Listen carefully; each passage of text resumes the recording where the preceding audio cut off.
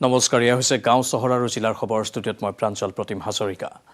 বৌদ্ধিক আৰু ৰাজনৈতিক ক্ষেত্ৰত শূন্যতাৰ সৃষ্টি কৰি চিৰদিনলৈ বিদায় মাগিলে হিৰণ্য কুমাৰ ভট্টাচাৰ্যই। ৰাষ্ট্ৰৰ ৰোষত পৰি কাৰাৰুদ্ধ হোৱা ভট্টাচাৰ্যই ৮৬ বছৰ বয়সত ত্যাগ কৰিলে শেষ নিশ্বাস। ইপিনে অসম আন্দোলনৰ অন্যতম প্ৰবক্তাৰ মৃত্যুত শোকাহত হৈ পৰিছে ৰাজ্যবাসী।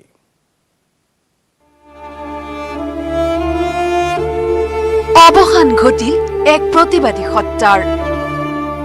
৮৬ বছৰ বয়সত দেহাৱসান হিৰণ্য কুমাৰ ভট্টাচাৰ্যৰ। ভট্টাচাৰ্যৰ মৃত্যুত শোকস্তব্ধ বৌদ্ধিক সমাজ। ঐতিহাসিক অসম আন্দোলনৰ অন্যতম নেতা তথা প্ৰাক্তন IPS বিষয়া হিৰণ্য কুমাৰ ভট্টাচাৰ্য আৰু নাই। সোমবাৰে পুৱতি নিশা মহানগৰীৰ নেম কেয়াৰ হাস্পতালত শেষ নিশ্বাস ত্যাগ কৰে ভট্টাচাৰ্যই। ভট্টাচাৰ্যৰ মৃত্যুৰ লগে লগে অৱসান ঘটিল এক সাহসী আৰু ব্যতিক্ৰমী ব্যক্তিত্বৰ। আৰক্ষীৰ শীৰ্ষ পদত কাৰ্যনিৰ্বাহ কৰাৰ পিছতো বিদেশী খেদা অসম আন্দোলনৰ পূৰ্ণ সমৰ্থন কৰিছিল ভট্টাচাৰ্যই। অসম আন্দোলনৰ অন্যতম থিংক টেংক হিচাপে বিবেচিত ভট্টাচাৰ্য পৰিব লগা হৈছিল ৰাষ্ট্ৰৰ ৰোষত। ৰাষ্ট্ৰদ্ৰোহৰ অভিযোগ উত্থাপন কৰি ১৯৮১ চনত ৰাষ্ট্ৰীয় নিৰাপত্তা আইনৰ অধীনত গ্ৰেপ্তাৰ কৰা হৈছিল এইগৰাকী আৰক্ষী বিষয়াক। অকল গ্ৰেপ্তাৰ কৰাই নহয়, IGP পদৰ পৰা বৰ্খাস্ত কৰা হৈছিল হিৰণ্য কুমাৰ ভট্টাচাৰ্যক। ভট্টাচাৰ্যৰ গ্ৰেপ্তাৰক কেন্দ্ৰ কৰি সেই সময়ত সৃষ্টি হৈছিল তীব্ৰ প্ৰতিক্ৰিয়াৰ। কাৰাগাৰৰ পৰা মুক্তি পোৱাৰ পিছত ৰাজনীতিৰ সৈতে জড়িত হয় ভট্টাচাৰ্য। বিজেপিৰ সৈতে জড়িত হৈ ৰাজনীতিৰ পথাৰলৈ আহিছিল যদিও পৰৱৰ্তী সময়ত দলটোৰ প্ৰতি মোহভংগ ঘটিছিল ভট্টাচাৰ্যৰ। গুৱাহাটীৰ পৰা লোকসভা নিৰ্বাচনত প্ৰতিদ্বন্দ্বিতা কৰিছিল তেওঁ। সমাজত হোৱা ৰাজনৈতিক ভ্ৰষ্টাচাৰ, দুৰ্নীতি, অন্যায় অবিচাৰৰ বিৰুদ্ধে মাত মাতি অহা ভট্টাচাৰ্য আছিল এগৰাকী লেখক, বুদ্ধিজীৱী। সমসাময়িক বিষয়ৰ ওপৰত কেইবাখনো গ্ৰন্থ লিখি জাতীয় চেতনা জগাইছিল ৰাজ্যবাসী। কাৰাগাৰৰ জীৱন কাহিনী লিপিবদ্ধ কৰি থৈ গৈছিল কাৰাৰুদ্ধ জীৱনৰ বাকৰুদ্ধ কাহিনীত। প্ৰায় ১৮খন গ্ৰন্থ লিখি সমৃদ্ধ কৰা হিৰণ্য ভট্টাচাৰ্য আছিল এক প্ৰতিবাদী সত্তা। মৃত্যুৰ সময়লৈকে সমাজৰ সৈতে মাত মাতি অহা হিৰণ্য কুমাৰ ভট্টাচাৰ্যৰ মৃত্যুৰ বাতৰিয়ে আজি শোকাহত কৰিছে ৰাজ্যৰ জাতীয়তাবাদী শিবিৰত। মৃত্যুৰ খবৰ পোৱাৰ লগে লগে নেম কেয়াৰ হাস্পতালত ভিৰ কৰে আছুকে ধৰি বিভিন্ন দল সংগঠনৰ নেতা তথা শুভাকাংক্ষীয়ে। ২ পুত্ৰ আৰু জীয়ৰীক ইহ সংসাৰত এৰি থৈ যোৱা হিৰণ্য ভট্টাচাৰ্যৰ দেহ প্ৰথমে লৈ যোৱা হয় শ্বহীদ ন্যাসলৈ। শ্বহীদ ন্যাসত গভীৰ শ্ৰদ্ধাঞ্জলি জনায় আছুৱে। অসম আন্দোলনত বৌদ্ধিকভাৱে গোটেই বিষয়টোক নেতৃত্ব দিয়াৰ বাবে তেখেতৰ IPS তেখেতৰ পৰা আঁতৰাই দিয়া হৈছিল। কিন্তু তেখেতে নীৰৱে খিলঞ্জীয়া মানুহৰ সুৰক্ষিত ভৱিষ্যতৰ বাবে আন্দোলনৰ নেতৃত্ব প্ৰদান কৰিছিল। এবছৰ কাল কাৰাগাৰত থকাৰ পিছত মুকলি কৰি অনাৰ সময়ত আমি গুৱাহাটীৰ জিলা কাৰাগাৰৰ পৰা কটন মহাবিদ্যালয় তেখেতক শোভাযাত্ৰা কৰি লৈ আহিছিলোঁ। তেখেতে কিন্তু IPS তেখেতৰ পৰা আঁতৰাই লৈ গ'ল। এবছৰ তেখেতক কাৰাৰুদ্ধ কৰা হ'ল, কিন্তু খিলঞ্জীয়া মানুহৰ সুৰক্ষিত ভৱিষ্যতৰ বিষয়ত তেখেতে চুলিৰ মানুহ আপোচ নকৰিলে। আৰু অসম সাহিত্য সভাৰ জৰিয়তে সদৌ অসম গণসংগ্ৰাম পৰিষদৰ জৰিয়তে তেখেতে কেন্দ্ৰীয় চৰকাৰৰ লগত হোৱা ত্ৰিপাক্ষিক আলোচনাত অংশগ্ৰহণ কৰি অসম চুক্তি সম্পাদন হোৱাৰ সময়লৈকে সন্মুখৰ পৰা অসম আন্দোলন নেতৃত্ব দিলে। মহানগৰীৰ বেলতলা নিবাসী হিৰণ্য ভট্টাচাৰ্যই বাংলাদেশৰ স্বাধীনতা আন্দোলনতো গুৰুত্বপূৰ্ণ ভূমিকা অৱলম্বন কৰিছিল।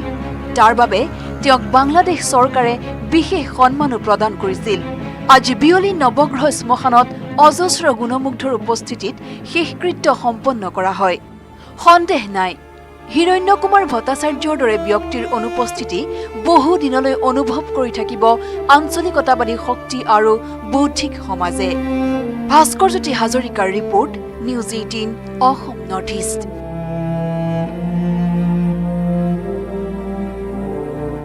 বিহুত ঘৰলৈ অহাৰ কথা আছিল দুধনৈৰ বীৰ জোৱান বাবলু ৰাভাৰ। কিন্তু বিহুৰ পূৰ্বে আহিল যদিও সুশৰীৰে নহয়, আহিল বাবলু ৰাভাৰ নশ্বৰ দেহ।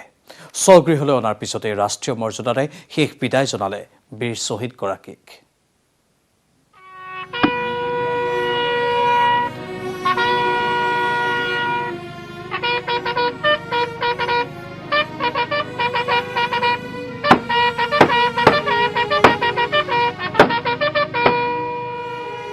দেশ মাতৃৰ বাবে প্ৰাণ আহুতি দিয়া শ্বহীদ বাবলু ৰাভাৰ শেষ যাত্ৰা।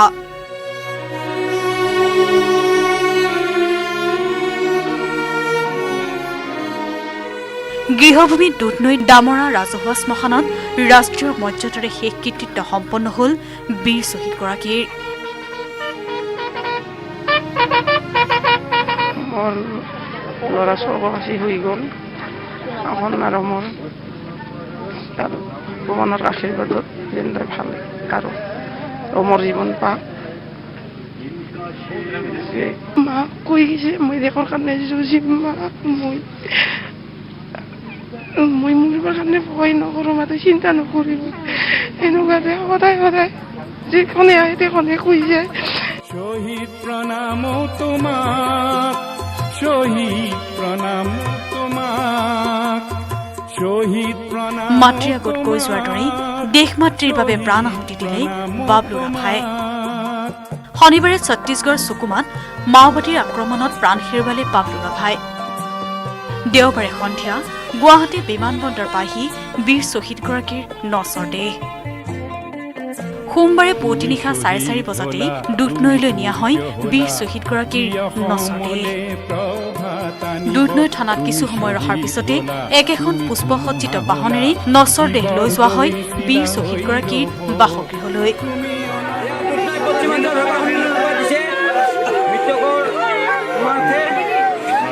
এই যাত্ৰাৰ সংগী হৈ ৰয় নিউজ 18 সাংবাদিক। বাবলু ৰাভাৰ যি যাত্ৰা ইয়াৰ পৰা ঘৰলৈ, এই যাত্ৰাৰ নিউজ 18 অসম ৰাতি চাকি হৈ ল'ম। আমাৰ সৈতে থাকিব, দেখুৱাই যাম কি এহঁতক ইয়াৰ পৰা লৈ যোৱা হ'ব আৰু ঘৰলৈকে লৈ যোৱাৰ যি দৃশ্য সেয়া আপোনালোকক আমি দেখুৱাই থাকিম। লোকাৰণ্য হৈ থকা বীৰ শ্বহীদগৰাকীৰ ঘৰখনত কান্দোনত ভাগি পৰে পৰিয়াল পৰিজন।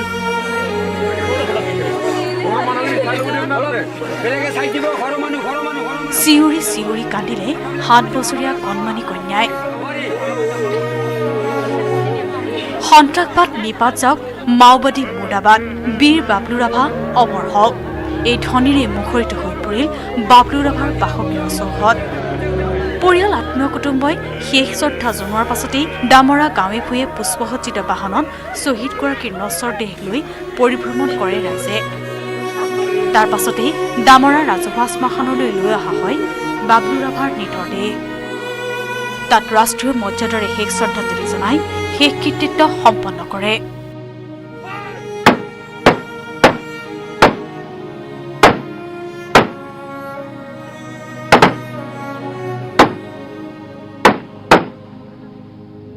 শনিবাৰৰ দিনা বিহুৰ ছুটি লোৱাৰ কথা আছিল বাবলু ৰাভাই।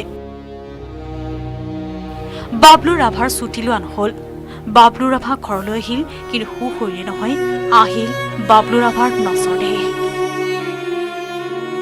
কেমেৰাত অঞ্জনৰ সৈতে দুধনৈৰ পৰা হীৰকজ্যোতি মালাকাৰ আৰু Arup Nath, news 18 Assam north east.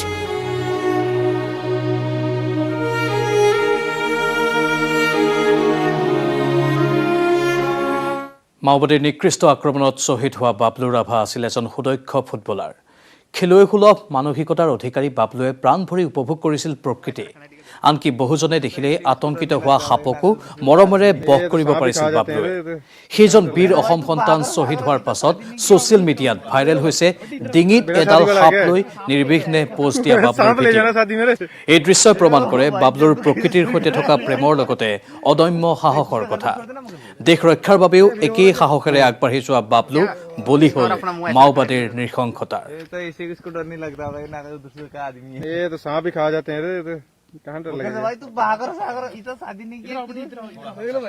কেৱল বাবলু ৰাভাই নহয়, ছত্তীশগড়ত মাওবাদীৰ আক্ৰমণত প্ৰাণ হেৰুৱাইছে আৰু এগৰাকী অসমীয়াই। দেওবাৰে উদ্ধাৰ হয় মাওবাদীৰ এম্বুছৰ পিছত সন্ধানহীন হৈ থকা কোব্ৰা বেটেলিয়নৰ পৰিদৰ্শক দিলীপ কুমাৰ দাসৰ নচৰ দেহ। কাইলৈ স্বগৃহলৈ অনা হ'ব শ্বহীদগৰাকীৰ নিথৰ দেহ। আপোনালোকে হৰিধ্বনি দিয়ক, একমাত্ৰ বৈকুণ্ঠক পাওক, সেই বৈকুণ্ঠ। দিলীপ দাস শ্বহীদ। ছত্তীশগড়ত মাওবাদীৰ আক্ৰমণত নিহত আন এজন অসমীয়া। দিলীপ দাসৰ মৃত্যুৰ খবৰে শোকাহত কৰি তুলিছে ভৱানীপুৰৰ ভাৰেগাঁৱৰ ঘৰখন। সি ধনৰ লোভও নাছিল নিজ হাতেদি এই কৰ্ম কৰিছিল ধান কাটে নিজে চব কৰ্ম নিজ হাতেদি কৰ্ম কৰা ডাঙৰিকেইটা মই বান্ধিম চব ডাঙৰি নিজে বান্ধে ট্ৰেক্টৰ হৈছে নিজে ট্ৰেক্টৰত 1 লাখ দিছে বাবা তই বহি থাক সেই ল'ৰা মই আৰু ক'ৰবাত পাম নাপাওঁ মই দিলিব দভে কোনোদিনা CRPF বিষয়া আছিল দিলীপ দাস 210 কোব্ৰা ইউনিটত কৰ্মৰত দিলীপ দাসে 2001 চনত চিপাহী হিচাপে যোগদান কৰিছিল শনিবাৰে মাওবাদীৰ এম্বুছৰ পিছৰে পৰা সন্ধানহীন হৈ থকা দিলীপ দাসৰ মৃতদেহ উদ্ধাৰ হয় দেওবাৰে কাইলৈ স্বগৃহলৈ অনা হ'ব শ্বহীদ দিলীপ দাসৰ নচৰ দেহ বীৰ শ্বহীদ এই শ্বহীদগৰাকীয়ে প্ৰত্যেকটো আমাৰ উঠি অহা ডেকা চামক অনুপ্ৰাণিত কৰিব দেশভক্তিৰ আমাৰ ভাৰত মাতৃৰ প্ৰতি আমাৰ যিটো দায়িত্ব থাকিব লাগে এই দায়িত্ব তেখেতে যিটো পালন কৰাৰ ক্ষেত্ৰত আমাৰ উঠি অহা চামক তেখেতে যথেষ্ট উৎসাহ জগাব আৰু কাৰণ দিলীপ দাসে অকল যুদ্ধ কৰি দেশৰ কাৰণে প্ৰাণাহুতি দিছে গতিকে আমি সকলোৱে এই অঞ্চলৰ বাসী দিলীপ দাসৰ কাৰণে আমি গৌৰৱান্বিত আনহাতে ছত্তীশগড়ৰ আক্ৰমণৰ ঘটনাৰ তদন্তৰ দায়িত্ব এনআইক দিয়াৰ সম্ভাৱনা আছে মঙলবাৰে ছত্তীশগড় আৰক্ষীয়ে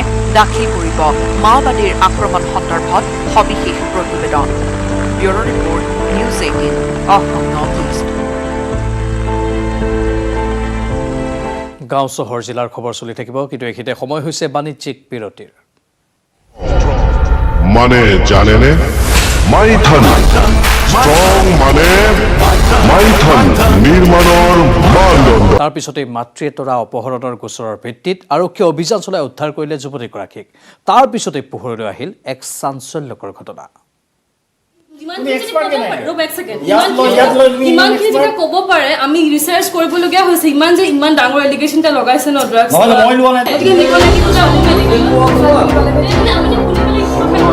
4 দিন ধৰি ঘৰত নাই কন্যা অপহৰণৰ গোচৰ তৰিলে মাতৃয়ে যুৱতীৰ অপহৰণ কাণ্ডই উন্মোচন কৰিলে যুৱ প্ৰজন্মৰ স্খলিত চৰিত্ৰৰ ভয়ংকৰ ছবি ছোৱালী এতিয়া 4 দিন ধৰি নোহোৱা হ'ল ঘৰৰ পৰা গ'ল তাৰপিছত যোৱাকালি এতিয়া আজি গম পাইছিলোঁ মই ল'ৰাটোৰ ঘৰতে আছে তেজপুৰৰ ভৈৰৱনগৰ টিলা নিবাসী এই মহিলাগৰাকীৰ 20 বছৰীয়া কন্যা ঘৰৰ পৰা নিখোজ হোৱাৰ 3 দিন পিছতে মাতৃয়ে অপহৰণৰ গোচৰ দিলে আৰক্ষীয়ে বিচাৰি পালেগৈ তেজপুৰৰ উশানগৰৰ যুৱক ৰিপল ডেকাৰ ঘৰত তাৰ পিছতে মাতৃয়ে দি গ'ল জীয়েকৰ স্খলনৰ ভয়ংকৰ তথ্য এইটো সিদিনা দেখিছোঁ মোক এনেকৈ চাই থাকি খিৰিকীয়েদি এইটো পানীত এনেকৈ মিলাই এইটো খাই দিয়াৰ পিছতে তাই দেখোঁ কি বিচনাত পৰে আৰু কিবা কিবি কৰি থাকে ৰুম গোটেইটো গোন্ধ পিছত গম পালোঁ ক'তো পৰা নাই এতিয়াহে গম পাইছোঁ যে তাই এইটো হয়তো খায় আৰু ইয়াৰ কৰি কি ৰিফিলডাল এডাল মৰ্টিনৰ হয় গুড নাইটৰ হয় জল্দি কৰে কি ফোনত কাণত লয় আৰু গুড নাইটৰ এইটো যিডাল ডাঙৰ ৰিফিল থাকে নহয় সেই ৰিফিলডাল ভাঙি কি কৰে এতিয়া গম পালোঁ যে সেই ৰিফিলডাল শুঙে মোৰ এতিয়া মানে কমপ্লিট এতিয়া ডাউট হৈছে অপহৰণ কাণ্ডৰ অভিযুক্ত ৰিপলৰ ঘৰত এই সময়ত নাছিল ৰিপলৰ পিতৃ মাতৃ ড্ৰাগছ ইয়াত নলয় ড্ৰাগছ হ'লে ইয়াত থাকেচোন ইয়াত থাকে এইবিলাকত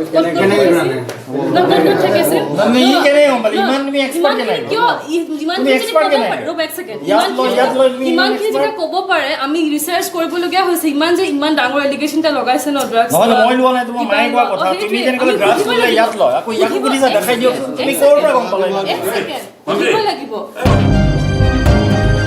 যুৱতীৰ মাতৃয়ে দিয়া অভিযোগ অনুসৰি এই ৰিপলেই কন্যাৰ সৈতে অসামাজিক সম্পৰ্ক কৰাৰ লগতে ড্ৰাগছ আসক্ত হ'বলৈ শিকাইছিল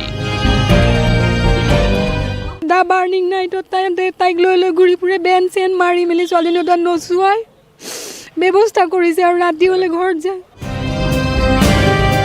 এসময়ত মাকৰ বাবে ভাত খাবলৈ ৰৈ থকা কন্যাই মাকক নোকোৱাকৈয়ে বাৰত ঘূৰি ফুৰাৰ ঘটনাই হতচকিত কৰি তুলিছে মাতৃক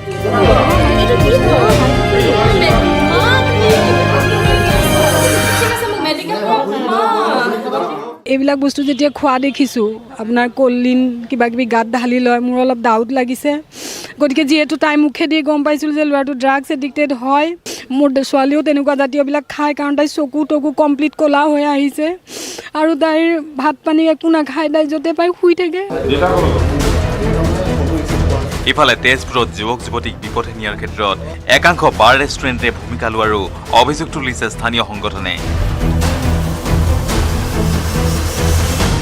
বাৰ্ণিং নাইটত বিয়া বিচাৰ চলি আছে তাত গান গাই এইটো ডিস্কো হৈ গৈছে আৰু এই ছোৱালীজনী তাতেই পৰি ড্ৰাগছ আসক্ত হৈছে বুলি মাকে মোক জনাইছিল কালি গতিকে বাৰ্ণিং নাইটৰ ওপৰত অতি শীঘ্ৰে ব্যৱস্থা ল'ব লাগে আৰক্ষীক অনুৰোধ কৰিছোঁ যাতে ছোৱালীজনী অতি সোনকালে ঘূৰাই আনে তাই আকৌ আগৰ নিচিনাকৈ ভাল হয়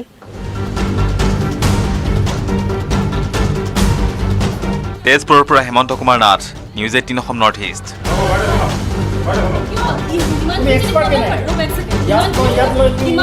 ক'ব পাৰে আমি ৰিচাৰ্চ 55 লাখ টকা হৰলকীৰ পিছতে নিৰ্বাচন আয়োগে নিলম্বন কৰিলে বৰপেটা জিলা নিৰ্বাচনী বিষয়াক শশী কুমাৰ ডেকাক নিলম্বন কৰি এডিসি গায়ত্ৰী শৰ্মাক দিলে বৰপেটাৰ নতুন নিৰ্বাচনী বিষয়াৰ দায়িত্ব ইতিমধ্যে এই ঘটনা সন্দৰ্ভত আৰক্ষীয়ে গ্ৰেপ্তাৰ কৰিছে দুজন কৰ্মচাৰীক বৰপেটা জিলা নিৰ্বাচনী বিষয়াক নিলম্বন শশী কুমাৰ ডেকাক নিলম্বন নিৰ্বাচন বিভাগৰ নিৰ্বাচনী বিষয়া কাৰ্যালয়ৰ পৰা 55 লাখ টকা চুৰি হোৱাৰ পিছতে এই সিদ্ধান্ত বৰপেটা জিলা নিৰ্বাচনী বিষয়া শশী কুমাৰ ডেকাক নিলম্বন কৰে নিৰ্বাচন বিভাগে ঘটনাটো শনিবাৰে নিশাৰ নিৰ্বাচন কাৰ্যালয়ৰে দুই কৰ্মচাৰীয়ে চুৰি কাণ্ড সংঘটিত কৰিছিল কাৰ্যালয়ৰ খিৰিকী ভাঙি চুৰ কৰিছিল 55 লাখ টকা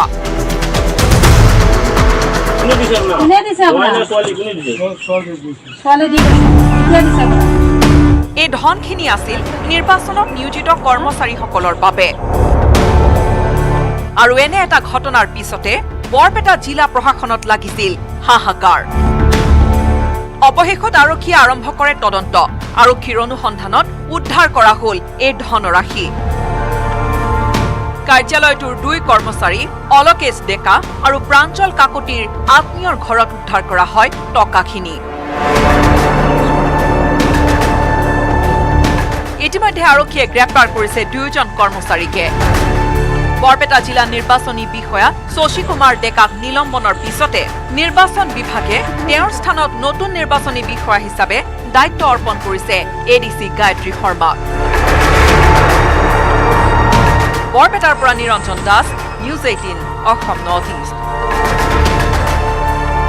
আৰু বাতৰিত পুনৰ সময় হৈছে চমু বাণিজ্যিক বিৰতিৰ